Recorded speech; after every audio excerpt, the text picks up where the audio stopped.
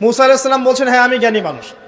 আল্লাহ পাক ধরলেন, না তুমি সবচেয়ে বেশি জ্ঞানী মানুষ নও। মুসা আলাইহিস সালামের উপরে কি নাযিল হয়েছিল? তাওরাত। আল্লাহ পাক তার সাথে কথা বলেন নাই? বলেছিলেন? তুর পাহাড়ে তিনি আগুন দেখেছিলেন, আল্লাহ পাক কথা বলেছিলেন না? কালিমুল্লাহ বলা হয়। মুসা আলাইহিস সালামকে বিশাল একটা গোত্রের দায়িত্ব দেওয়া হয়েছিল, বনু ইসরাইল। এবং কোরআন খুললে আপনি প্রত্যেকটা জায়গায় দেখবেন মুসা আর ফেরাউন, মুসা আর ফেরাউন, তাই নয় কি? এত বড় একজন জলিল এবং কাদের নবী, আল্লাহ পাক তাকে বলছেন, না তুমি সবচেয়ে জ্ঞানী মানুষ নও। তিনি প্রশ্ন করছেন, তাহলে কে সেই জ্ঞানী মানুষ? অস্থির হয়ে যাচ্ছেন, আল্লাহ আমি তার সাথে দেখা করতে চাই, I want to meet him, আমি তার সাথে দেখা করতে চাই। সে কোথায়? প্রয়োজনে তার সাথে দেখা করতে যদি আমাকে যুগ যুগ ধরে চলতে হয়, রাস্তায় হাঁটতে হয়, তাও হাঁটবো। কথা বুঝতে পারছেন? আল্লাহ পাক বললেন, ঠিক আছে। মাজমাউল বাহরাইন, দুই সাগরের মিলন স্থল বলে একটা কথা আছে। মাজমাউল বাহরাইন, দুই সমুদ্র যেখানে মিলে গেছে, সেখানে তুমি আমার ওই বান্দাকে পাবে। তার নাম হচ্ছে খিদির। কি নাম? খিদির। খিদির মানে হচ্ছে শ্যামল বা সবুজ। একটা বর্ণনা এসেছে, খিদির আলাইহিস সালাম যেখানে বসতেন সেই জায়গাটা সবুজ হয়ে যেত। এখন এই ব্যাখ্যাটা বাহ্যিকভাবে হতে পারে, এটা ইন্টারপ্রিটেশনও করা যেতে পারে। আল্লাহ ভালো জানেন কোনটা ব্যাখ্যা সঠিক। বাহ্যিকভাবেই সব সবুজ হয়ে যেত, নাকি তার জ্ঞানের আলোতে অজ্ঞতা দূর হয়ে সব সবুজ হতো, আল্লাহ ভালো জানেন। তো ব্যাখ্যার একটা সুযোগ আছে। তো তিনি সেখানে গেলেন, তার সাথে একজন সঙ্গীকে নিয়েছেন, তার নাম হচ্ছে ইউশা বিন নুন, একজন যুবক, তরুণ যুবক। তারা দুজন পথ চলছেন। চলতে চলতে চলতে চলতে তারা একটা জায়গায় গিয়ে পথটা ভুল করলেন।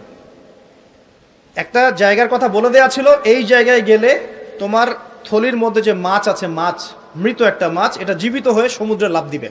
যখনই লাফ দিবে ওই জায়গায় তুমি তাকে পাবে। কাকে পাবে? খিদির আলাইহিস সালামকে।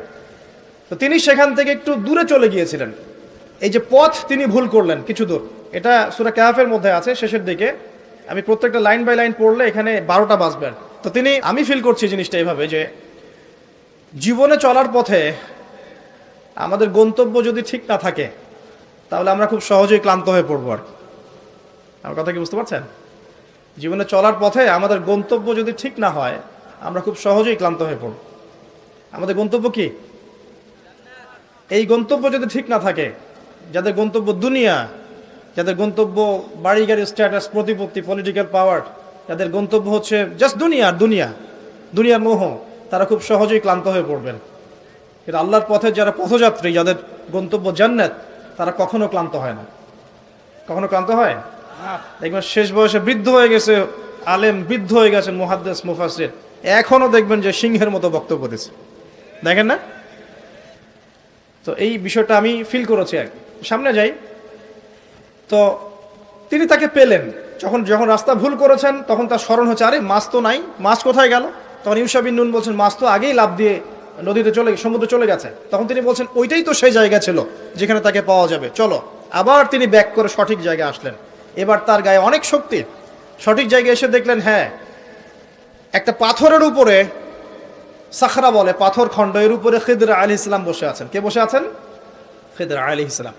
এবং তিনি তাকে সালাম দিলেন, আসসালামু আলাইকুম ওয়া রাহমাতুল্লাহ। তো খিদির আলাইহিস সালাম বলছেন, ওয়ালাইকুম আসসালাম ওয়া রাহমাতুল্লাহ। এই জনমানব শূন্য জায়গায় সালাম কোত্থেকে আসলো? তখন মুসা আলাইহিস সালাম বলছেন যে, আমি মুসা। আমি কে? মুসা। খিদির আলাইহিস সালাম বলছেন, তুমি কি বনু ইসরাইলের মুসা? তিনি বলছেন, আমি একটু পড়ে শোনাই। ক্বালা লাহু মুসা, মুসা আলাইহিস সালাম তাকে বলছেন, হাল আত্তাবিউকা আলা আন তুআল্লিমানি মিম্মা উল্লিমতা রুশদা। মুসা আলাইহিস সালাম তাকে বলছেন, হে খিদির আলাইহিস সালাম, আমি কি আপনার অনুসরণ করতে পারি এই শর্তে যে আল্লাহ আপনাকে যা শিক্ষা দিয়েছেন সেখান থেকে আমাকে কিছু শেখাবেন? স্টুডেন্টের মতো আসলেন। এবার খিদির আলাইহিস সালাম কি বলছেন? ইন্নাকা লা তাস্তাতিআ মাইয়া সাবরা। আমি তো শেখাতে চাই, কিন্তু তুমি তো আমার সাথে সবর করতে পারবে না। কি পারবে না?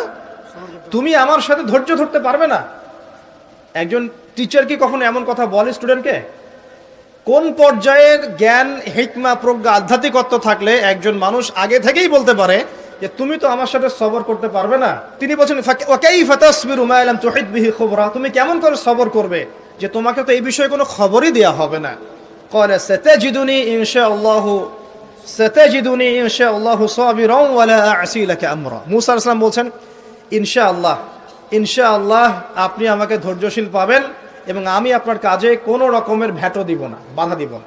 আপনি করেন যা ইচ্ছা, আমি আপনার কাজে কোনো বাধা দিব না। আচ্ছা, এবার তারা চলতে লাগলেন। ওকে, তিনি বললেন ক্বালা ফাইনিত্তাবা'তানি ফালা তাসআলনি আন শাই। খিদর আলাইহিস সালাম বলছেন, তুমি যদি আমাকে ফলো করতেই চাও তাহলে আমাকে কোনো প্রশ্ন করতে পারবে না।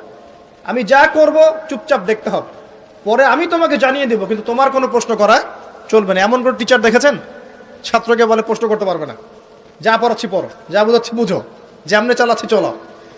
পৃথিবীর সবচেয়ে জ্ঞানী মানুষ কে? খিদর আলাইহিস সালাম। এবার চলছেন, ফানতালাকা, তারা দুজন চলতে লাগলেন, হাত্তা ইযা রাকিবা ফিস সাফিনা খরাকাহা। আমি শর্ট করে বলছি। তারা চলতে লাগলেন একটা নৌকা, এই নৌকায় করে তারা একটা নদী পার হলেন। এই নৌকার যে মাঝি বিনা পারিশ্রমিকেই তাদেরকে পার করালো। কিনারায় যাওয়ার আগেই খিদর আলাইহিস সালাম নৌকার তলদেশটা ফুটা করে ফেললেন।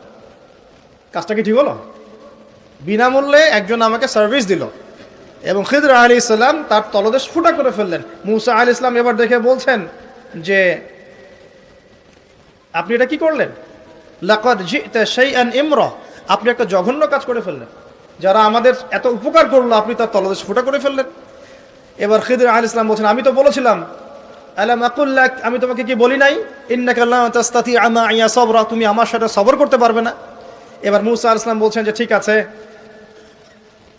লা তুআখিযনি বিমা নাসিত ওয়া লা তুরহিকনি মিন আমরি উসরা, আমি যেটা ভুলে গিয়েছিলাম এই বিষয়ে আমাকে আর পাকড়াও করেন না, এরপর থেকে আমি আর কোনো সমস্যা করব না ইনশাআল্লাহ। ঠিক আছে। আবার তারা চললেন। চলতে পথে এবার একটা বালকের দেখা, ছোট্ট। ফানতালাকা হাত্তা ইযা লাকিয়া গুলামান ফাকাতালাহ, এবার তারা চলতে গিয়ে একটা গোলাম, মানে কি ছোট বালককে গোলাম বলে না? জান্নাতে গিলমান থাকবে না, ছোট ছোট বাচ্চারা, গোলাম, তাকে ডেকে নিয়ে এসে খিদর আলাইহিস সালাম, এটা তো নৌকা ফুটা করাকেই তিনি চ্যালেঞ্জ করলেন, এবার তো বাচ্চাকে ফুটা করে ফেলেছে। এবার তিনি বলছেন যে সুবহানাল্লাহ, ক্বালা ক্বালা আকাতালতা নাফসান যাকিয়াতান বিগাইরি নাফস লাকাদ জি'তা শাইআন নুকরা, আপনি নিষ্পাপ, একটা নিষ্পাপ পবিত্র একটা বাচ্চাকে এভাবে হত্যা করে ফেললেন, আপনি তো একটা জঘন্য অপরাধ করে ফেললেন। কে বলছেন এই কথা? মুসা আলাইহিস সালাম। আবার তিনি বলছেন ক্বালা আলাম আকুল লাক ইন্নাকা লা তাসতাতি'উ মা'ইয়া সাবরা, আমি কি তোমাকে বলি নাই তুমি আমার সাথে সবর করতে পারবে না?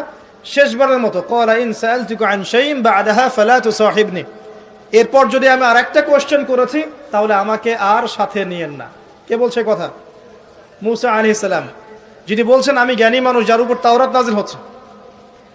এবার ফানতালাকা, তারা চললেন, হাত্তা ইযা আতায়া আহলা ক্বারিয়াতিন ইসতাতআমা আহলাহা ফাআবাউ আন ইউদাইফুহুমা ফাওয়াজাদা ফিহা জিদারান ইউরিদু আন ইয়ানকাদ্দা ফাআকামা ক্বালা লাউ শি'তা লাত্তাখাযতা আলাইহি আজরা।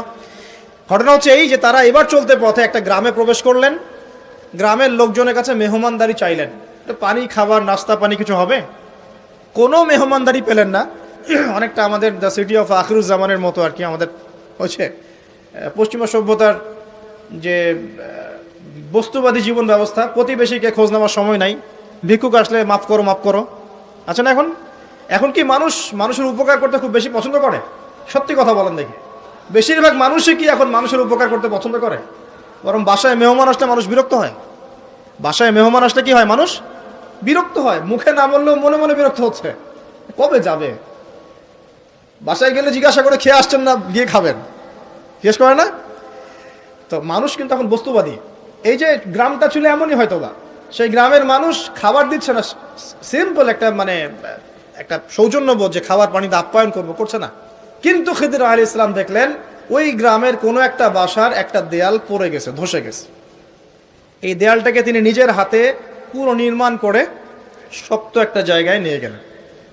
এটা দেখে মুসা আলাইহিস সালাম বলছেন, আপনি চাইলে কিছু আজর বা প্রতিদান নিতে পারতেন, কিছু পারিশ্রমিক নিতে পারতেন। মেহমানদারি করলো না, কিছু পারিশ্রমিক নিলে আমরা কিছু কিনে খেতে পারতাম। তো এবার খিদর আলাইহিস সালাম বলছেন, হাদা ফিরাকু বাইনি ওয়া বাইনাক, এই হলো তোমার আর আমার মাঝের ফিরাক, মানে বিচ্ছেদ। এরপরে তোমার সাথে আমার আর পথ চলা হলো না। আমাদের নবী মুহাম্মদ সাল্লাল্লাহু আলাইহি ওয়াসাল্লাম বলেছিলেন হাদিসের মধ্যে, যদি সেদিন মুসা আলাইহিস সালাম এভাবে কাউন্টার প্রশ্নগুলো না করতেন, অনেক জ্ঞান হয়তো শেখা যেত, কিন্তু এটা হলো না। প্রথমে যে বলেছেন খিদর আলাইহিস সালাম, ইন্নাকা লা তাসতাতি'উ মা'ইয়া সাবরা, তুমি আমার সাথে সবর করতে পারবে না, এটা কি ফলেছে না ফলে নাই? ফলেছে না ফলে নাই? আচ্ছা, এবার চলেন সামনে। তিনি বিচ্ছেদের আগে বলছেন, ঠিক আছে, যাওয়ার আগে আমি তোমাকে জানিয়ে দিব কি কারণে আমি এই কাজগুলো করেছি। এক নাম্বার, আমি যে নৌকাটা ফুটা করেছিলাম, আমি শর্ট করে বলছি, ওই নৌকা যদি ফুটা না করতাম তাহলে এই সমুদ্রের পিছনে একটা জলদস্যুদের দল ছিল, এরা ভালো ভালো নৌকাগুলোকে হাইজ্যাক করে, সিজ করে নেয়। এই নৌকা ফুটা আছে, এই নৌকা তারা নিবে না। বাহ্যিক চোখে মনে হচ্ছে যে আমি ওই ব্যক্তিদের ক্ষতি করেছি, কিন্তু আসলে আমি ওই ব্যক্তিদের কিন্তু উপকার করেছি প্রকৃত অর্থে। তুমি সেটা বুঝতে পারো নাই, কারণ তুমি বাইরের চোখ দিয়ে দেখেছো, আর আমি আল্লাহ পাকের মারেফত দিয়ে দেখেছি। কথা কি বুঝতে পারছেন? দ্বিতীয় যে বাচ্চাটাকে আমি খুন করেছি, বা খুন না, এটা খুন বলা ঠিক হবে না, হত্যা করেছি, সেই বাচ্চাটাকে আমি নিজেরই হত্যা করি নাই, আল্লাহ পাকের আদেশে করেছি। কারণ এই বাচ্চা যদি বড় হতো তাহলে এই বিশ্বের বড় কাফেরদের একজন হতো। যদি ফেরাউনকে ছোটবেলায় করতো তাহলে কি ফেরাউন বড় হতো? আচ্ছা, যাই হোক, যদিও এটা তাকদীর বা কদার, এটা আমি আল্লাহর আদেশে করেছি। আমি নিজের মন গড়া কোনো দর্শনে এই কাজটা করি নাই, আল্লাহর হুকুমে করেছি। তৃতীয় যে দেয়ালটা আমি নির্মাণ করেছিলাম, ওই বাড়িতে থাকে দুইজন এতিম বালক, যাদের পিতা এবং মাতা খুবই সৎ ছিল। কি ছিল? সৎ ছিল। এখানে একটা ছোট্ট কথা বলে দেই, আপনি আমি যদি পিতা মাতা হিসেবে সৎ হই, সৎ হই, নেককার, মুত্তাকি, পরহেজগার হই, আমাদের বংশধরদের ভালো মন্দ দেখার দায়িত্ব আল্লাহ পাকের। এই যে খিদর আলাইহিস সালাম বহু বছর পর সেখানে এসেছেন, পিতামাতা অনেক আগেই মারা গেছেন, ওই খিদর আলাইহিস সালামের হাতে এতিম বালকের খেদমত আল্লাহ পাক করে দিলেন। বুঝতে পারছেন কথা? তো এতিম দুই বালকের এই দেয়াল ছিল, এই দেয়ালের নিচে ওই দুই এতিম বালকের পৈতৃক রেখে যাওয়া কিছু সম্পত্তি আছে মাটির নিচে। যদি দেয়াল নির্মাণ না করতাম, মানুষ ওই সম্পদ নিয়ে চলে যেত। এখন দেয়াল দিয়ে আমি এটাকে শক্ত করে দিয়েছি, এরা যখন বড় হবে তখন সেই সম্পদ পাবে। তো বাহ্যিকভাবে তোমার কাছে মনে হয়েছে আমি বিনা পারিশ্রমিকে অহেতুক একটা কাজ করছি, কিন্তু সত্যিকার অর্থে আল্লাহর হুকুমে আমি সেটা দেখেছি যা তুমি দেখতে পারো নাই, আমি সেটা বুঝেছি যা তুমি বুঝতে পারো নাই। এরপরে তাদের বিচ্ছেদ হয়ে যায়। আমি আপনাকে একটু দেখাই যে এখানে দেখুন, তিনটা ক্ষেত্রেই মূসা আলাইহিস সালাম বাহ্যিকতাকে প্রাধান্য দিয়েছেন, কিন্তু খিদর আলাইহিস সালাম ইন্টারনাল আইজ, বা আমরা যেটাকে বলি ইন্টারনাল অবজারভেশন, এটাকে প্রাধান্য দিয়েছেন। আপনি আর আমি যদি খিদর আলাইহিস সালামের মতো মুত্তাকি, পরহেজগার, জ্ঞানী, নিরহংকারী এবং বিনয়ী হতে পারি, কোরআন এবং সুন্নাহর মানদণ্ড চর্চা করে, ইখলাস ঠিক রেখে, নিয়াত ঠিক রেখে, শুধুমাত্র আল্লাহ পাকের সন্তুষ্টির জন্যে আল্লাহর পথে দাওয়াতের কাজ, মেহনতের কাজ, দিনের প্রচার প্রসারের কাজ করতে পারি, ইনশাআল্লাহ তাআলা আপনার যদি হৃদয়টা কলবুন সালিম হয়, কলবের মধ্যে নূর থাকে, আল্লাহর মারিফত থাকে, ইনশাআল্লাহ আপনি এমন কিছু দেখবেন যা সবাই দেখবে না, আপনি এমন কিছু শুনবেন সবাই শুনবে না, আপনি এমন কিছু উপলব্ধি করবেন যা সবাই করতে পারছে না। এখানে তিনটা ক্ষেত্রেই খিদর আলাইহিস সালাম এমন কিছু দেখেছেন, বুঝেছেন যা মূসা আলাইহিস সালাম পারেন নাই। পৃথিবীর সবচেয়ে জ্ঞানী মানুষের এক্সাম্পল আপনাকে দিচ্ছে। এই তিনটা ঘটনা আপনি কি বুঝলেন? বাহ্যিকতা আর রিয়েলিটি, যেটা দেখা যাচ্ছে বাহ্যিক চোখ দিয়ে, আর রিয়েলিটি, বাস্তবতা এক জিনিস না। দেখেন, খিদর আলাইহিস সালাম কিন্তু একদিনে একা একা হয়নি। প্রথমত আল্লাহ পাক তার সম্পর্কে কি বলেছেন একটা কথা বলে দিই। আল্লাহ পাক বলছেন যে তিনি আল্লাহর একজন বান্দা ছিলেন, ফাওয়াজাদা আবদান, তিনি আল্লাহর একজন বান্দা ছিলেন, মিন ইবাদিনা, আল্লাহর বহু বান্দাদের মধ্যে তিনি একজন আল্লাহর বান্দা ছিলেন। কে? খিদর আলাইহিস সালাম। আতাইনাহু রাহমাতাম মিন ইনদিনা, খিদর আলাইহিস সালামকে আমি আমার পক্ষ থেকে রহমত দিয়েছিলাম। আল্লাহর পক্ষ থেকে কি দিয়েছেন আল্লাহ পাক?